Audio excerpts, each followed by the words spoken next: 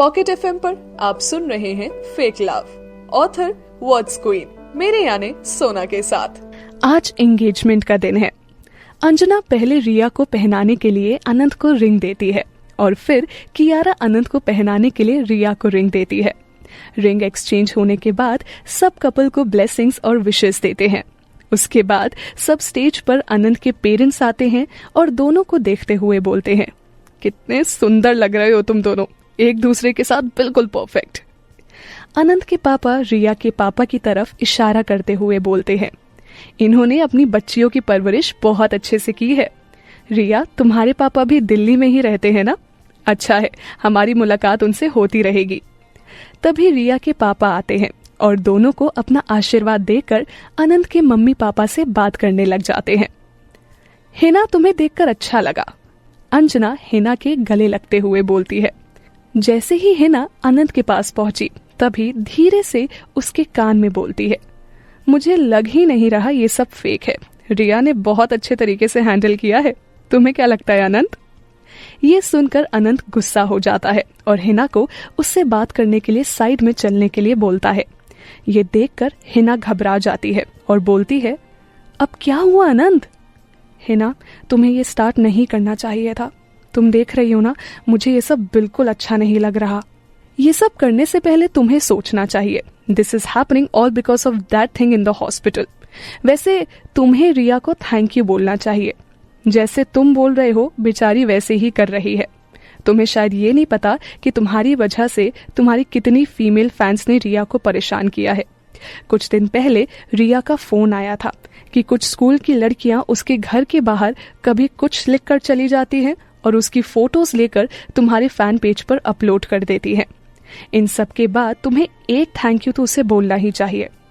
रवि ने बताया कि कैसे उसने तुम्हारी जान बचाई है। कैसी जान? क्या बोल रही हो हिना? जिस दिन तुम्हारी फैमिली बिना किसी नोटिस के तुमसे और रिया से मिलने आई थी, पता चला है कि तुम्हारी मम्मी को रिया पसंद आ गई है। वैसे रवि बता रहा था कि रिया बहुत अच्छा गाती भी है। उसने कहाँ सुन लिया? वो तो तुम मुझसे पूछो। वैसे देखा जाए तो रिया आज के फंक्शन में बहुत ही खूबसूरत लग रही है। तभी अनंत देखता है रिया किसी के साथ हंसते हुए बात कर रही है। जैसे ही वो पास जाकर देखता है, उसे पता चलता है कि वो करण है। उसे देखकर उसका मुंह बन जाता है और वो मन ही मन बोलता है, करण सक्सेना, ये यहाँ क्या कर रहा है? हिना, तुमने करण को इनवाइट किया था? मैं क्यों करण को इनवाइट करने लगी? और ये रिया को कैसे जानता है? ये लोग कब मिले? मुझे कुछ नहीं पता अनंत।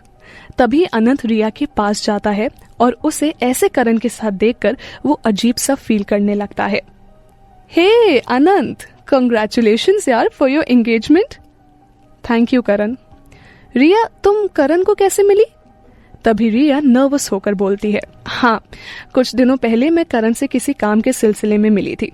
तभी करण रिया की तरफ मुस्कुराते हुए बोलता है, एक्चुअली मैं और रिया दोस्त हैं। दोस्त है? ये सुनकर अनंत का खून खौलने लगता है। अनंत, तुम ठीक तो हो? तुम्हें पसीना क्यों आ रहा है इतना? तभी करण वेटर को कहकर पानी का ग्लास मंगाता है। ये लो अनंत, आज वेदर अच्छा नहीं है इसीलिए। आई अंडरस्टैंड, थोड़ी प्रॉब्लम हो रही होगी। अच्छा रिया, मैं चलता हूँ, बस तुम्हें विशेष देने के लिए आया था। ये बोलकर करण चला जाता है, लेकिन रिया को अनंत की ये हालत देखकर थोड़ा अजीब लगता है और वो सोचती है, जैसे कि करण ने बताया था कि ये दोनों दोस्त हैं पर अब बात नहीं करते, कुछ तो प्रॉब्लम्स हैं इन दोनों के बीच। रिया, मैं अभी आता हूँ। ये बोलकर अनंत बाहर की तरफ चला जाता है। तभी ये सब देखकर रवि बाहर आता है और अनंत को सिगरेट पीते हुए देखता है और उसके पास आकर उससे बोलता है, अनंत, बहुत दिनों बाद तुम्हें जेलस होते देख रहा हूं। I am not jealous. एक बात बोलूं, रिया एक अच्छी लड़की है, तुम उसकी तरफदारी क्यों कर रहे हो? अनंत, मैं तुम्हें बहुत टाइम से जानता हूं, तुम्हें मैंने करीब से देखा है। जब मैंने रिया को देखा, मुझे तो लगा कि ये तुम्हारे लिए एक सही लाइफ पार्टनर बन सकती है। वो तुम्हारे साथ कहीं भी आ जाती है क्योंकि उसने एक कॉन्ट्रैक्ट पर साइन किया है। मुझे सब पता है कि ये फेक है, लेकिन क्या पता ये जो भी हो रहा है वो सच में तुम्हारे नसीब में हो। ये कैसी बहकी बहकी बातें कर रहे हो रवि भाई आप? ऐसा कुछ नहीं होता है। उसे सुबह हॉस्पिटल जाना था, लेकिन तुम्हारे कहने पर वो तुम्हारी फैमिली से मिलने आ गई। ये मुझे नहीं पता था। उसने बताया क्यों नहीं? वो तो मुझे भी नहीं मालूम, but she is really cute and nice person. She makes everyone happy around her. जो भी हो, लेकिन मैं कभी इस लड़की को पसंद नहीं करूंगा, चाहे कुछ भी हो जाए। और आपको तो पता है ना कि मेरे दिल और दिमाग पर किसी और ने घर बना रखा है। मुझे पता है, लेकिन अनंत, उस बात को 2 साल हो गए हैं।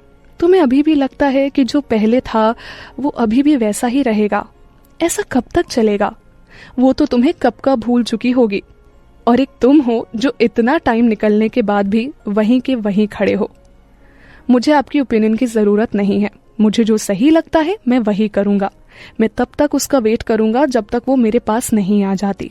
उसने मुझे प्रॉमिस किया था कि वो आएगी, लेकिन अनंत, उसने ऐसा कुछ भी नहीं कहा था। I don't care. ये बोलते हुए अनंत वापस पार्टी हॉल में चला जाता है। उसे जाते हुए देखकर रवि खुद से बोलता है, मैं भी देखता हूं अनंत कि कब तक तुम्हारा दिल तुम्हारी सुनता है। यहाँ बस इतना ही। आगे की कहानी जानने के लिए सब्सक्राइब करें पॉकेट एफएम चैनल को और बेल आइकन क्लिक करके अगले एपिसोड का नोटिफिकेशन पाएं। लेकिन आप सारे एपिसोड अभी सुनना चाहते हैं तो डाउनलोड करें हमारा pocket FM app. Link description में है, जहां आप पाएंगे इस शो के सारे एपिसोड्स और साथ ही इसके जैसे और भी बेहतरीन शोज। तो देर किस बात की, अभी डाउनलोड करें पॉकेट एफएम ऐप।